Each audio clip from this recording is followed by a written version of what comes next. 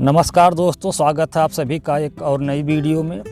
दोस्तों, एक वीडियो में मैंने बताया था राम के पूर्वजों या उनके वंशजों के बारे में। जब राम का विवाह हो रहा था तो राजा दशरथ ने वशिष्ठ जी को कहा कि आप हमारे पूर्वजों या वंशजों के बारे में जनक जी को बताइए।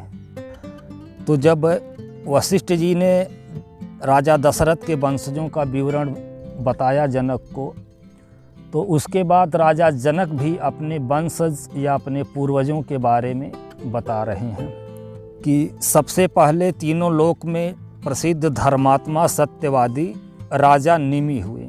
जी हाँ, राजा जनक के पूर्वजों में सबसे पहले विख्यात धर्मात्मा सत्यवादी राजा निमि हुए। निमि के बाद राजा हुए मिथि।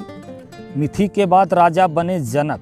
जी हाँ, ये आदि जनक थे, सीता के पिता जनक नहीं, ये पुराने जनक थे, मतलब आदि जनक इनको बोला जाता है। इनके बाद ही इस वंश के राजाओं को जनक कहा जाने लगा। जनक के बाद राजा हुए उदावसु। उदावसु के बाद राजा बने नंदिवर्धन। नंदिवर्धन के बाद सुकेतु।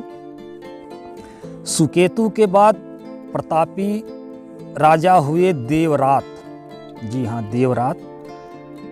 राजा देवरात को ही शंकर भगवान ने अपनी धनुष उपहार में दिया था, भेंट स्वरूप दिया था, और इसी धनुष को ही सीता स्वयंवर में तोड़ने के लिए जनक ने प्रतिज्ञा रखी थी, शर्त रखी थी। दोस्तों, इसी धनुष को श्री राम ने तोड़ा।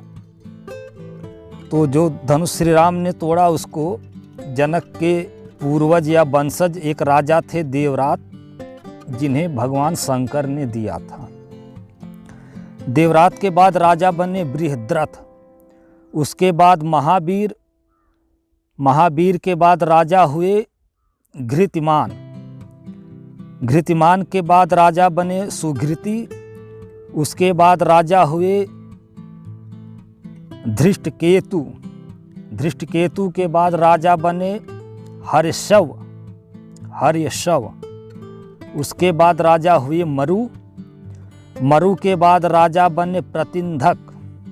प्रतिंधक। उसके बाद कीर्तिरथ। कीर्तिरथ के बाद देवमीढ़। कीर्तिरथ के बाद राजा हुए देवमीढ़। उसके बाद राजा बने विबुद्ध। विबुद्ध के बाद राजा हुए महिद्रक। महिद्रक के बाद कीर्तिरात।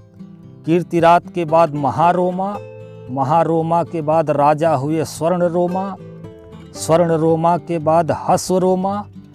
हस्वरोमा के दो पुत्र हुए, राजा जनक और कुशध्वज। राजा जनक बड़े थे, कुशध्वज जो छोटे थे। सीता और उर्मिला, जो जिनका विवाह राम और लक्ष्मण के साथ हुआ, वो राजा जनक की पुत्री थी।